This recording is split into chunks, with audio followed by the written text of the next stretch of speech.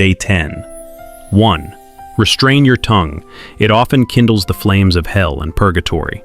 Saint Césaire recounts a holy example teaching us not to engage in idle talk during sacred moments, for it offends God.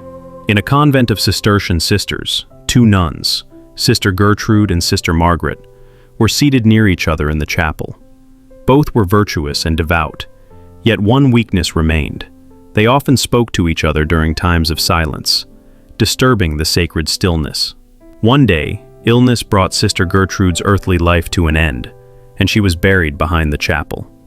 Sometime later, while the sisters were gathered for evening prayer, Sister Gertrude appeared again, kneeling at her usual place before the altar. None of the sisters noticed her, except Margaret, her close friend and former companion in fault. Terrified, Margaret turned pale, trembling violently, and nearly fainted. The community gathered around to comfort her and asked what had happened. Margaret then told them everything. "I saw our late Sister Gertrude. After we sang Vespers, she rose, bowed deeply to the ground, and vanished." The Mother Superior, cautious and discerning, said, "Perhaps this was only an illusion, or the work of imagination, or even a temptation from the evil one.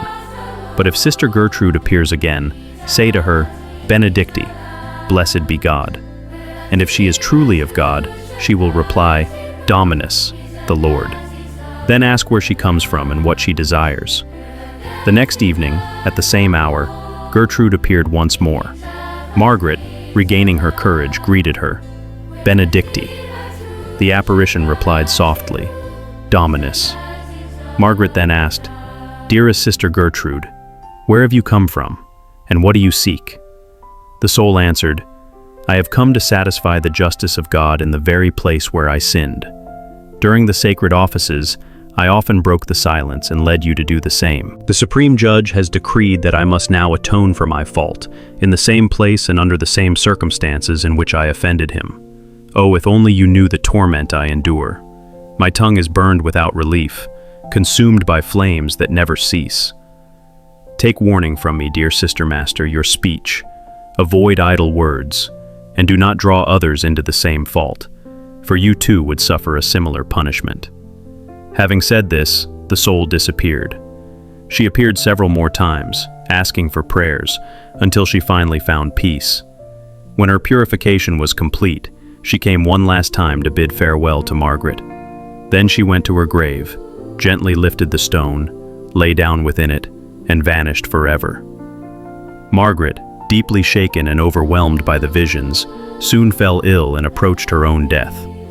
Many thought she had died, but she was actually in a mystical trance. In this state, she saw wondrous things beyond this life, which she later revealed to her sisters with awe and trembling. She exhorted them to pursue holiness through silence and discipline of the senses. From that day forward, Margaret observed silence faithfully to the end of her life, and the terrible image of Gertrude's suffering never left her mind. 2. Clearly, the fault of a talkative tongue. Bishop Durand of Toulouse provides another striking example. He was a virtuous and ascetic man, always striving for holiness. Yet he had one weakness. He did not guard his speech. As a young monk, he often joked and spoke lightheartedly, delighting in conversation. His superior warned him several times, saying, "Such levity is unworthy of a man of God. If you do not correct this fault, you will be purified for it in purgatory." The admonition went unheeded. Even after becoming a bishop, he continued to enjoy light conversation and laughter. When he died, he appeared to a fellow monk, Father Séguin, asking him to intercede and pray for his soul. Father Séguin informed the superior, who gathered the community and said, "Let us keep complete silence for 1 week and pray fervently, that Bishop Durand's soul may be freed." All agreed. However, during the week, one monk broke the silence and spoke a few words. The bishop appeared again and said sorrowfully, "That single word has undone the spiritual merit of your silence." So, the monks began another week of silence, this time with even greater devotion. When the week ended, Bishop Durand appeared once more, this time radiant with joy, clothed in episcopal garments, his face shining with heavenly light. He thanked the community and announced, God has received me into his glory. Prayer. Lord, teach us to restrain our tongues. Though the tongue is but a small member, it can cause great harm. Help us to remember the lesson of the tongue in the parable of Adop. The same tongue that can bless and glorify you, O Lord, can also ignite the fires of hell and purgatory if left unchecked. Grant us grace to speak only what is pure, true, and pleasing in your sight. Amen.